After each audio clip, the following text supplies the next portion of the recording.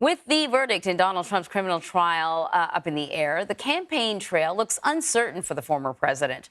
The former president has been getting his message out, though, from the courthouse. And since his movements are much less restricted, President Biden has been traveling around the country. He's headed to Philadelphia tomorrow. The CBS News political reporter Zak Hudak is following all of this from Washington Bureau. So, Zak, I thought President Biden just liked to go to Philly because it was close, just a train ride away. We know he's from Scranton. He doesn't let us forget that. So, of course, between Philly and Scranton, these are safe waters for the president. But Pennsylvania on a whole looks very different. It's a swing state, and he is spending an awful lot of time in it. Why is that? Anne-Marie, this is a state that Donald Trump won in 2016 by less than 50,000 votes. And then he lost in 2020 by less than 100,000 votes. So it's a state where just really a handful of voters could decide who gets those electoral votes from that state. It additionally is a state that is representative of a lot of the battleground states around the country, like Michigan, like Arizona. There are a lot of different pockets throughout Pennsylvania. There are suburban groups. There are groups of very urban voters. There are groups of very rural voters who have very, very different views. And as a result, campaigning in Pennsylvania is a little bit like campaigning in a microcosm of the entire country. So it's a place that either of them know they need to perform well if they're going to perform well elsewhere. That is fascinating. Oh, we just got an announcement actually from the campaign this morning that the officers who responded to the January 6th riot are going to be campaigning on the president's behalf. I guess what's your take on what's at the center of this strategy? Why the campaign thinks that they would be good messengers? Anne-Marie, I think the Biden campaign realizes that they need to remind voters of what Donald Trump did leading up to and after the 2020 election to try to stay in power even as he lost that election. I think they see in our polling and other polling that the economy is the top issue in the minds of the majority of Americans in these swing states, and they realize that voters have forgotten over the course of the past 4 years some of the more inflammatory things the former president did.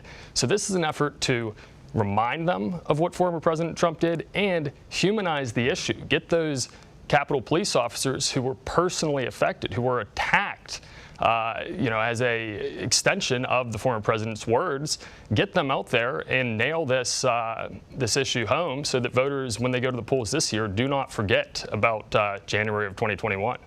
Okay, so speaking of Donald Trump, what's the mood within the Trump campaign these days? The Trump campaign is in a unique position. They are particularly good, and former President Donald Trump is particularly good at controlling the narrative. They're in a situation right now where they're having a hard time doing that because he is in court week after week. He does not have a lot of time to get on the campaign trail. He is trying to do little pop-ins and off the record, as we call them, events around New York City where he can, but it's been difficult for them to control the narrative. We saw just this past weekend the former president go to the Libertarian National Convention in Washington, try to make an appeal to some of those voters. The scene got pretty rowdy with many people in the room booing him, and something we don't see very often, the former president getting a little bit rattled on stage. So it is a struggle right now for that campaign to maintain control of the narrative surrounding their candidate. Well, that's really interesting. Listen, before we let you go, there was a runoff primary in Texas today for a Republican congressman who's faced some criticism from his own party. Catch us up on that one. That is a fascinating race, Anne-Marie. That is Representative Tony Gonzalez, who is one of the more moderate members of the House and one of the more moderate members from Texas. He was actually censured last year by his state GOP party for a number of votes that he took on issues like immigration and gun control. He is sometimes considered a rhino, but he is something that's getting a little bit rarer in the House of Representatives as we see these more moderate members like John Katko, retire. He is someone who is actually getting the backing from Mike Johnson, the Speaker of the House, because the Speaker acknowledges that he needs moderate members to make that place function. If Gonzalez does not win this runoff, Democrats are saying it's basically a win for them because the opponent is so far right that they think in that little bit more purple district like 23, they'll win that general election. Oh, that is interesting, Zak. Thank you. That is a race to watch. Appreciate it.